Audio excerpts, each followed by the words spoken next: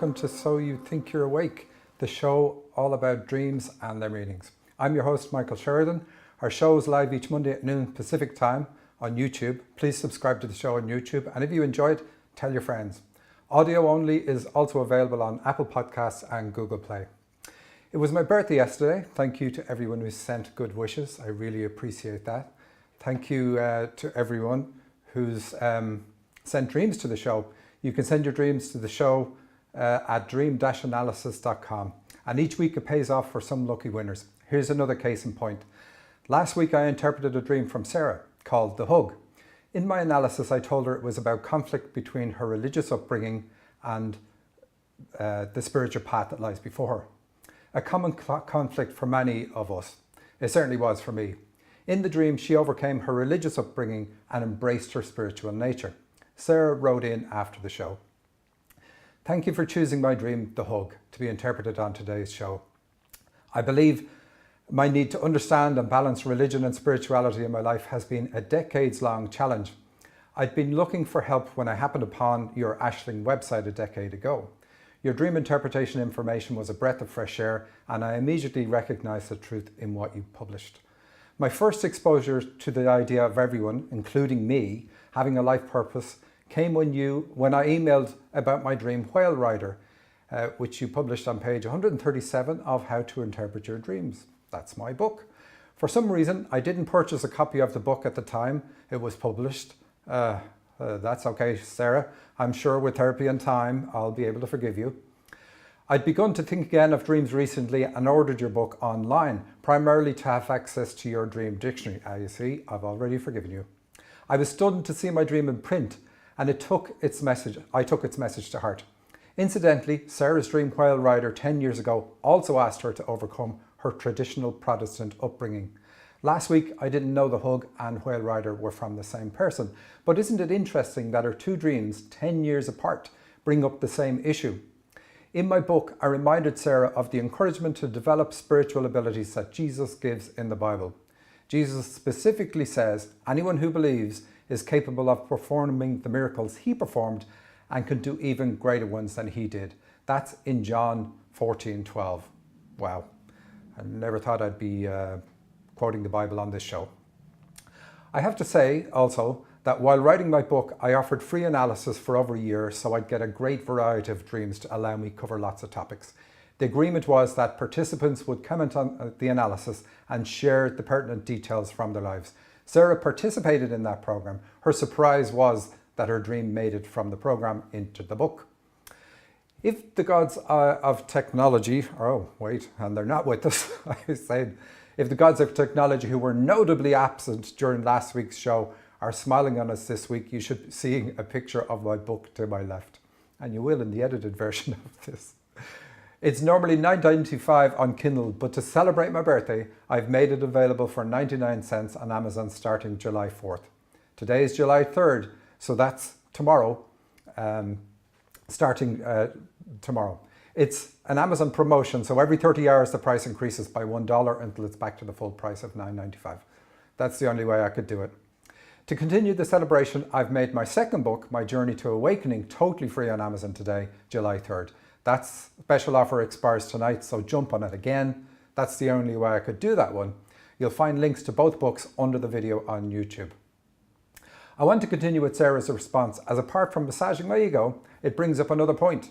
She continues, learning your new radio show is about to begin. I sent in a few dreams and was thrilled to have the long ride chosen for your first show. Thanks for helping me understand the message and encouraging me to develop my intuition. I'm eager to learn more, and I'm grateful that you have an archive of earlier radio shows available on YouTube. Each day as I take my morning walk, I listen to you, Heidi and Susan, and I'm fascinated by the knowledge and insights you share. Beginning to understand and trust my dream messages has made all the difference and set me on a new path. I'm grateful for your guidance and encouragement, Michael. Thank you, and please keep up the good work. Well, thanks back to you, Sarah. I love to get feedback on my analysis, as it gives all of us a clue on how it helps in your life. There are 2 points I want to emphasize here. First, the insight and benefit you get when your dream is analyzed on the show. That's pretty obvious. But you can't win if you're not in. People pay me $500 per month to unlock the information in their dreams. Each week, you have the chance to win a prize equivalent to that. You'd be crazy to not keep entering. I ask for dreams every week, and each week lucky listeners get their dreams interpreted correctly. So send dreams to me at dream-analysis.com. Again, link under the video. The second point is that there is an archive of So You Think You're Awake on YouTube. That's over 100 shows. The first 99 are audio only, but the detailed information in them is just as good. You can find links to the archives at dream-analysis.com also, but I will add a link under the video. Moving on. Oh, technology is with me now. Today's symbol, chosen totally at random, is birthdays. Did I mention it was my birthday yesterday? Well, here's what birthday-related symbols mean in your dreams. Birth is symbolized in so many ways in dreams because it is so important. The most common symbol is entering and leaving a building, or even just exiting a building, usually by the front door, but you can also climb out a window. Entering the building signifies you entering your mother's body, and leaving signifies your actual birth. Entering a train carriage, or any pun-on carriage like a horse carriage, is also about birth, or pre-birth in the womb. Physical weakness is often apparent in these dreams. You might not be able to move at all, or you may have great difficulty getting through the doorway. That puts the dream timeline to before you could crawl. Another very common symbol is airplanes landing. There's a strong symbolism in the movement from a high location to ground level. It signifies the movement of the soul from the high vibration of the spirit world to the low vibration of the earth plane. The pun on plane is also significant. How a passenger makes their journey is telling. Crash landing tells us the birth was traumatic. Crash landing in a single-seater fighter plane with the engine on fire tells us more. The dreamer isolates himself, indicated by the single-seater plane, emotionally from others, and displays a lot of anger, indicated by the fighter plane, as a result of his traumatic birth. And the trauma is indicated by the engine being on fire. Better work on that, mister. A young woman told me a dream where she witnessed a small plane crash and burst into flames in a field behind her. There were no survivors. The airplane landing means the same as always, a soul attempting the journey to the earth plane. The tragic fact that the baby didn't make it is clear in the dream. Nobody survived. The crash happens behind the woman, so we know this has already happened, as it is symbolically in her past in the dream. The plane bursting into flames tells us that this was dramatic. The dreamer shared that she had suffered a late miscarriage 9 years earlier. The fact that she had the dream today means she is still not over the trauma of that experience. Very understandable. Another interesting plane landing dream I received was when a young man had to take 3 planes with layovers to get to his destination. The ticket for each plane were organised by his father. What was interesting here is the 3 planes were required because of how high up the journey started. The first plane flew the passenger to a connecting flight at a lower point on an extremely high mountain. The next plane brought him lower again, until the third plane brought him safely to the airport on the ground. Can you figure it out? Here's a clue. Most of us, when we come here, our ears don't even pop on the flight down. This guy came from such a high vibration that he had to make the journey in 3 stages. He's a very high-level guide. Not many of them come here. What's pretty interesting is how the dream shows it taking time to adjust to the lower vibration. The earth is a leveling playing field. To reach this very dense vibration, you've got to let go of a lot of light. It's only temporary, but you can't be physical here and retain everything. It's like how a diver has to wear weights to sink into the ocean. We can't inhabit a physical body if we retain our full glory. That's by design. We don't wear weights, but we leave the brightest part of ourselves behind so we can sink down to make the journey. Unfortunately, for many of us, we don't have far to sink, and making the journey is easy. What stays behind is our higher self. Our dreams encourage us to listen to our higher self. Indeed, our dreams come from our higher self while we're here, and that requires developing ourselves so we can connect with the high vibration where it resides. In fact, you could say that is the full purpose of coming here, so that a small part of us that is weighed down by fears and ignorance can be freed through experience on the earth plane and raise its vibration to join our higher self. Pretty cool. Earth was designed to be easy to inhabit by souls with a low vibration. That makes it hard for guides and higher level souls to come here, but just like this spirit, with a lot of work, they can. But by the time they get here, they will be as lost as the rest of us. Ha! take that, high-level guide. Welcome to the world. You are now as dumb as the rest of us, and you're going to help us. How? Well, they keep an ace up their sleeves. They plan their lives so that they retain a bridge to the spirit world, usually by means of a very traumatic birth. And when they become ready, they fully connect with their higher self. That's how they do it. For the first part of their lives, they usually have no clue they are a guide. Their dreams tell them, but even with that, they still don't consciously know unless they meet me. Invariably, and by design, they are drawn to something that will eventually wake them up. The second part of their lives is lived fully awake and fully connected to their higher self. This makes their aura amazingly bright. In religious paintings, people who are fully connected with their higher selves are depicted with bright auras. Any one of us can make a full connection with our higher selves on the earth plane. Most of us don't want to because of the amount of work required, but even if you don't make a full connection, you can establish a far stronger connection than most people have. Just listen to your dreams and this show to find out how. Do you like how I've sneaked in lessons into the symbols? Thought you would. Well, let's continue. Birth is symbolized by any movement from a high location to ground level, not just a plane landing. So walking down a stairs can also signify birth. Yes, it's not as dramatic as arriving on a fighter plane, but it doesn't have to be. Last week I made reference to DJ's dream where she and her friend drove a school bus off the roof of a skyscraper and crashed it into the ground. Amazingly, they survived, but all the streets were deserted. That's another dramatic entrance to the earth plane.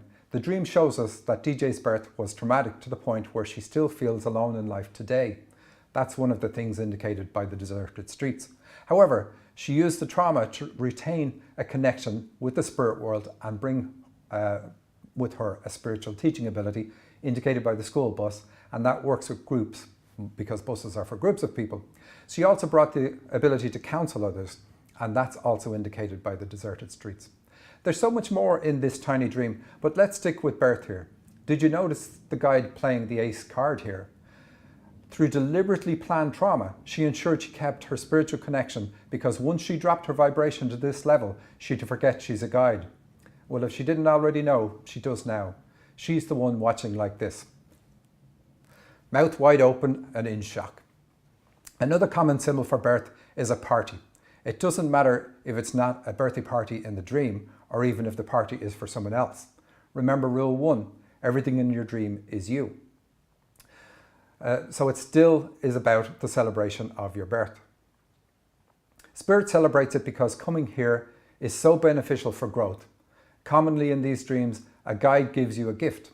The emphasis in the dream is that you need to recognize and use your gifts in order to achieve your life purpose. Indeed, any dream that shows your birth imprint will invariably show your gifts, as using them is so strongly connected with achieving your life purpose. The corollary is that if you don't develop and use your gifts, you cannot achieve your life purpose. Did you get that? Good. Let's have a look at a dream.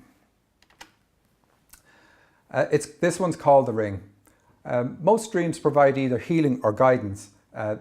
This one gives both. The first part of the dream sets the scene that needs the healing. So this is more of a mood piece to establish the emotional trauma. You've got to feel it in the dream to heal it. Let's have a look. I had a dream where I ran into my ex-best friend who bullied me in real life along with the rest of that friend group. I told him about how my ex-boyfriend lied to him and our other friends about me. I explained that my ex felt guilty for manipulating me and didn't want to be caught out doing it. So he made me look like the manipulator so our friends would be against me instead of against him. So that's the setup. This incident and the emotional part happened in reality. The dreamer got screwed over by his manipulative ex and lost friends. Horrible if this comes up in a dream today. It's still a trauma that needs healing. And we expect to see that healing following in the dream. Let's continue. He says, in the dream, my friend realized this and apologized to me and said they all wanted to be friends with me again. And the healing begins. Will the dreamer spoil it though? We'll find out now. Then I started talking to my ex-boyfriend and he told me he is still in love with me. Even though he has a girlfriend, he gave me a copper ring with a white spherical stone on it. In the dream, while we were dating before, we used to wear these rings and we started wearing them again now that we had gotten back together. I put it on the middle finger, but it only went halfway down my finger until it wouldn't go any further. We walked through a gift shop and just bonded with each other again and healed from what happened before. Well, that's absolutely excellent. Nothing spoiled in that dream. Now, ladies and gentlemen, that's how you do it. Go with the flow all the way to the end. Of course, the fact that the dream went this way means that the dreamer has done some work to heal the trauma. The dream shows that work paying off. It provided a scenario that allows the dreamer to play out explaining his side of the story to the point where his friend understands what happened. That did not happen in reality, but oftentimes it's not so much reality that is important, it's what you choose to take from it that matters. Two people can experience the same trauma and be affected in vastly different ways because of what they each latch onto or refuse to latch onto from the experience. Here the dreamer makes up with his friends and makes up with his ex. The chances of going along with that dream scenario are as unlikely as in reality. Making up with the ex is big in the dream, just as it would if it happened in reality. The end result is that the emotional pain of this has been healed. But there's something else in the dream that is fascinating. The 2 rings and the gift shop. The dreamer didn't have those in reality when in the relationship. The gift shop tells us that this is about the dreamer's spiritual gifts. In that context, 2 rings means that the dreamer is a channel. He already is aware of that and uses that ability. But how the rings are placed on the finger and their connection to each other are significant. So I channeled on that. What I got was the dreamer has a special kind of prophetic ability. Because the rings go on the middle finger rather than the index finger, the dreamer has the ability to tune into the heart constrictor meridian of a person with whom he has a connection and get a prophetic reading of their intentions. The heart constrictor meridian travels along the middle finger of the hand, by the way. The gift was born from repeated traumatic betrayals by friends like his ex-boyfriend. Tuning into the energy field in this way causes the target to betray himself. The copper in the mix is what forces the self-betrayal.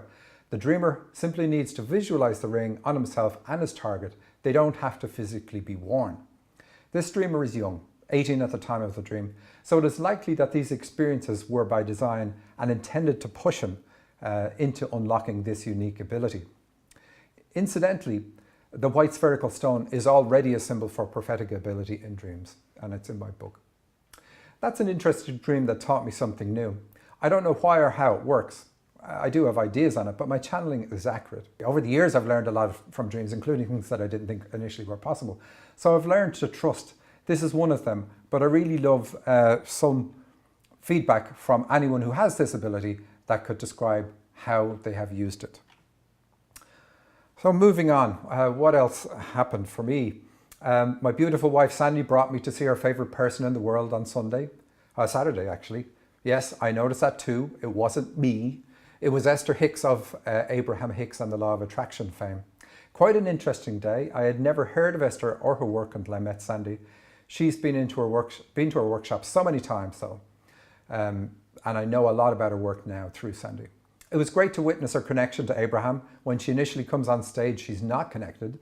Then she goes to a podium, adjusts her posture a bit, and connects in about 30 seconds. She channels through her crown chakra and her connection remains very strong throughout each session. She disconnects within a few seconds of ending each session for a break. I was too far away, unfortunately, from the stage to see her aura and any spirit interaction, but I'll go again to witness that. That's always fascinating. Still, apart from enjoying what she channeled, it was great witnessing her authentic connection and how strongly she keeps it over such a long period. Not a waver in it at all. With one man in the hot seat, she talked about steps to manifest what you want. The books by Penny McMahon are what answered most of my questions in my early days. I find it particularly fascinating that there is no conflict between anything Abraham says and what I've learned about the spirit world and its interaction in our lives. The only thing different is the terminology. For example, you've often heard me refer to the Dharmic path, and in Abraham's work, that's step 5. Step 1 is where you set a desire for what you want, usually in a state of contrast. You lack something that you want. Step 2, the universe answers your desire. Step 3, you align yourself with the vibration of what you want in order to manifest it. That's the tricky part for most people. And step 4 is simply mastery of step 3, having done it successfully over and over many times. Step 5 is remaining unaffected when you find yourself back at step 1 looking at contrast. That's the Dharmic path. Very interesting, very fun. Okay, let's have a look at a question. This comes from Kendra. She writes, "This is not a dream-related question, though I find your articles both fascinating and enlightening. I've been interpreting my own dreams for quite some time, and your articles have added to my understanding a lot." Excellent. "I'm writing today because I was reading the article on heart health, and it hit a nerve with me as a mother. With my last child, I had horrible postpartum depression. The issue was originated in the surprise of my pregnancy. I knew I may want a third child someday, but the timing was not mine, and I didn't have the tools to cope well with it. She was a demanding baby, and from her first cry, I knew she would be a challenging one. I have since taken up a meditation practice and changed my worldview quite a bit. I've healed from many of my childhood traumas now. My point in emailing you this is there any way I can heal this in my daughter? I did wrong by her. I see the sadness you speak of manifest. I give her love now more freely and see her as a gift, but I don't know how to undo the damage of the first 15 months of her life where my feelings towards her were of obligation and not love. We're approaching her second birthday in mid-July. If you have any feedback, I would so greatly appreciate it, as I feel this is a spiritual hurdle I am needing to cross, and I don't know how to do it. Thank you for your time, and thank you for your website." Well, thank you for your question, Kendra. Your issue is so common for people on this path. Feelings of guilt for how they treated their children when they either feel they should have known better or know better now and wish they had been wiser earlier. I channeled on this for you, so this is not just a general answer, but it does apply to others. You didn't do wrong by your child. The only way you can do wrong is to not be yourself. There is a lot more at play than just the physical elements. We pick our parents. A lot of people find that concept challenging. There is no way on earth they would subject themselves to what they experienced. And they are right to a degree. You wouldn't willingly choose it on earth, but in the spirit world where your life is planned out in detail, you definitely would. We almost always have the cart before the horse here. Take into account what I said earlier when discussing birth. In the spirit world, we plan a life that will give us the conditioning that is necessary to achieve our life purpose. I can't be a counsellor if I'm immediately loved from the moment I'm in the womb. My bond with mom would be far too great. I'd love the place. To be a counsellor, I need to ensure I remain distant from others so that I can witness life and people as they experience life. The poor bond also helps me retain my connection with the spirit world. As an infant, we're very aware of the spirit world, but we only cling onto the connection if life here feels threatening. To understand our life, we must look at its origin in the spirit world. Everything here is temporary. We only get to take growth we achieve with us when we move back to the spirit world. Whatever it takes to achieve growth is worth the price. In the case of your daughter, her plan includes being a counsellor and a healer. A lot of spirits were involved in the planning stages of her life. Her guides, you, her, and more. You are included because your life dovetails to help her. One of your issues in the spirit world is the feeling that you have wronged others, feelings of guilt. Let's ignore where that came from. All that matters is that you've got it. Part of your life plan includes purging that feeling from your soul. But when you come to the earth plane, you're given a clean slate. So your life is planned to include events that allow you to develop that feeling here. It's pretty easy, as you're already inclined to lean in that direction. You just need a little shove. Your daughter needs a spiritual environment because that's the field she'll work in. Helping others is how she will pay her karmic debts. But she also needs a start in life that makes her feel alone. Universities do not make good counsellors. You can have the best education and still be useless as a counsellor. I'm actually being kind by saying useless. It's far worse than that. The best ones are born with the gift. In fact, the only ones that should ever be counselling are the ones who plan to be a counsellor as part of their life purpose and brought the gift with them. Everyone else is a fraud. The spirit world makes counsellors with training before coming here and then establishing an environment that nurtures that ability from the moment the soul enters the body. That happens around month 5 in pregnancy. In the spirit world, before you were born, both you and your daughter planned this. You agreed to go first and create the perfect environment for her, one that will allow her to develop particular gifts and through using them, repay her karmic debts. At the same time, it allows you face an issue you need to work on. It's a win-win. What would be far worse is, despite the planning and agreements, you force yourself to be loving from the start. Your act of fake love would prevent her from developing her ability, and without it, she cannot pay her karmic debts. It's not just her affected by that. All the people she had planned and agreed to help in her life are also affected. Their growth doesn't happen either. The best thing you can do at any time is be true to yourself.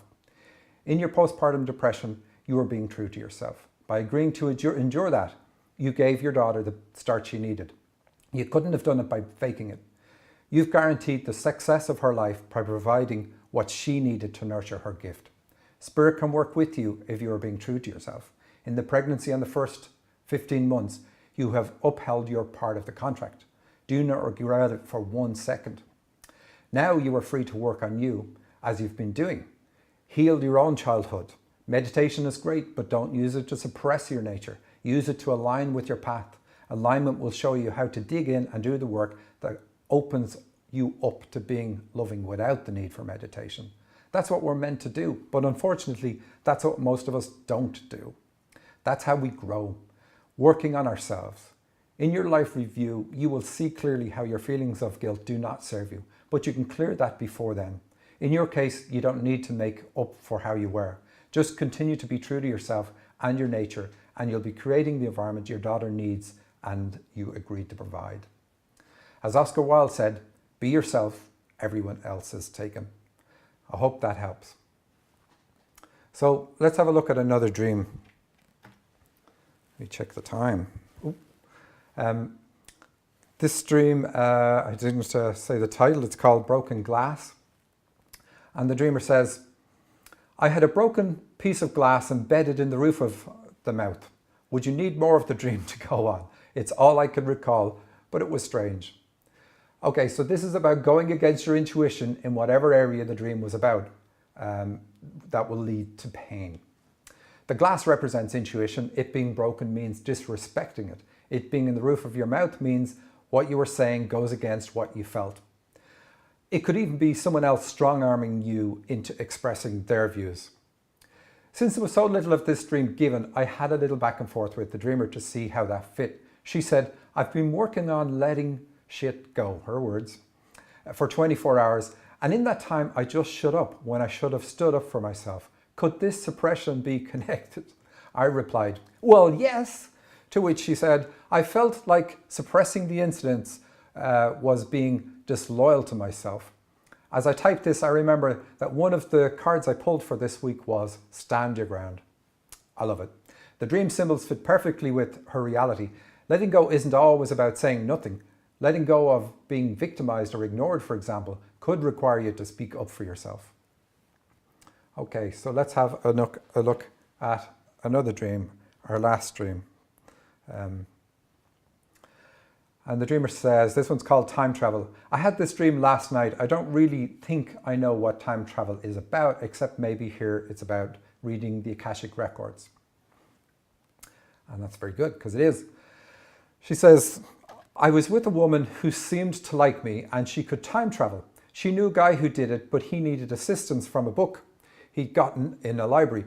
When we questioned if we needed that kind of help, she remembered that the only time she'd needed a specific book spell was when she brought currency, money, back from another era. One was in the 1600s, maybe 1620. In order for me to travel with her, we pressed our foreheads together. I remember a male watching us do that. I love it. Yes, you can access Akashic Records, indicated by time travel through a book in a library.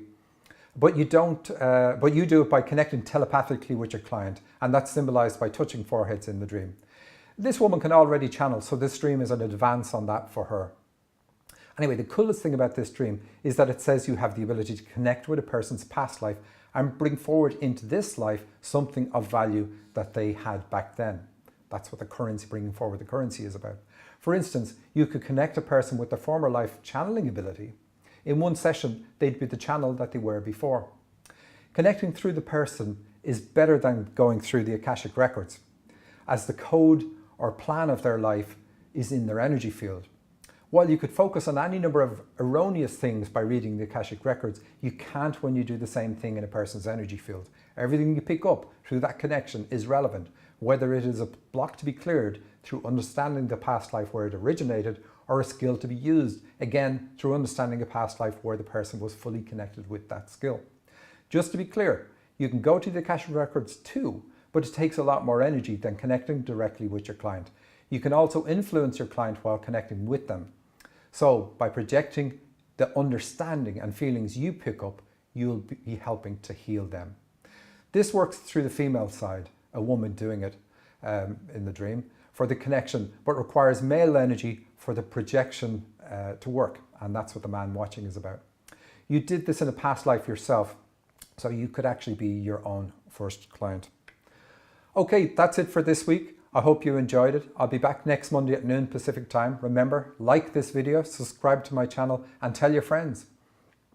In the meantime, realize the value in having a dream correctly interpreted and send them to me via the show at dream-analysis.com. You're getting a $500 value if your dream is picked, and you're getting valuable insights into the world of dreams regardless. I'm Michael Sheridan. I will see you next week, and I'll leave you with this quote. Build your own dreams, or someone else will hire you to build theirs. And that's from Farrah Gray. Next week.